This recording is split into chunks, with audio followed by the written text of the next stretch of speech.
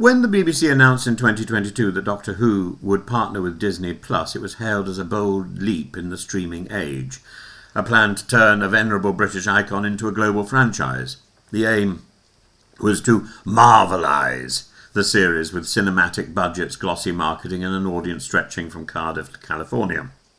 Instead, the venture has collapsed in less than 3 years, leaving fans stranded for 19 months until the next episode arrives in Christmas 2026. That's next year. Disney's withdrawal tells a complicated story. Officially, the decision was mutual and polite, both sides thanking each other for their terrific partnership. In reality, as Deadline reports, enthusiasm in Burbank was lukewarm from the start. The ratings were poor, the budget was enormous, and the attempt to introduce Doctor Who to American viewers simply failed to cut through a saturated streaming market dominated by Marvel, Star Wars and The Mandalorian. The figures speak for themselves. Nashuti's Gatwa's run as the 15th Doctor averaged about 3.8 million UK viewers, a full million below Jodie Whittaker's final season. Both incarnations fairly second rate.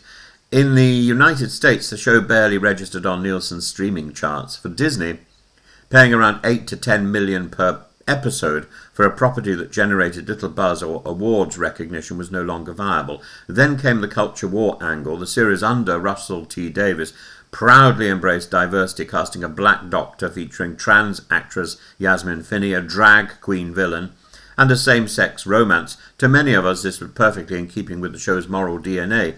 From its beginning in 1963, Doctor Who was about tolerance, curiosity and defending the outsider, but to sections of the American right-wing press it was too woke for Trump's USA. Disney, ever sensitive to its American market, seems to have concluded that the risk outweighed the reward. The irony is that Doctor Who has always been woke, in the truest sense, socially awake. It has championed anti-racism, environmentalism and empathy long before those ideas were packaged as slogans. John Pertwee fought pollution in the 1970s. Tom Baker fought fascism. Christopher Eccleston's Doctor lectured humans about greed and war. Davis was simply maintaining that tradition, not inventing it. Yet the creative and financial contradictions were glaring. Big budgets were not always a blessing. Some of the show's finest moments, Midnight Blink and Heaven Sent, thrived precisely because of limited means. The Disney era produced a glossy spectacle, but little intimacy, an abundance of CGI planets, but a shortage of quiet human wonder. Davis himself once said that too much money can suffocate imagination. Now he may be forced to prove that point. Gatwa's early departure also damaged continuity. Unlike David Tennant or Matt Smith, who embodied the role with missionary zeal, Gatwa seemed ambivalent, citing exhaustion and burnout. His regeneration into Billie Piper's Rose Tyler, a creative gamble bordering on desperation, left fans confused and critics unimpressed. Piper's remark that audiences have to wait and see now reads as damage control. The BBC insists that the Doctor is not going anywhere. It's right, Doctor Who is too culturally embedded to vanish. But the question is not survival, it's direction. Can the BBC afford the show without funding, with foreign co-funding? Industry insiders predict future budgets may fall from £8 million per episode to under £3 million. That will mean fewer effects, fewer guest stars, and a renewed reliance on script writing brilliance rather than spectacle. In short, it could mean a return to what made the series great. We may also see the end of the Disney-era global drop, where episodes were released at midnight on streaming platforms. Expect a return to traditional Saturday night scheduling, that communal moment when British families gather around the television. It may be nostalgia, but it's also the show's natural rhythm. Russell T Davies will write one more Christmas special for 2026.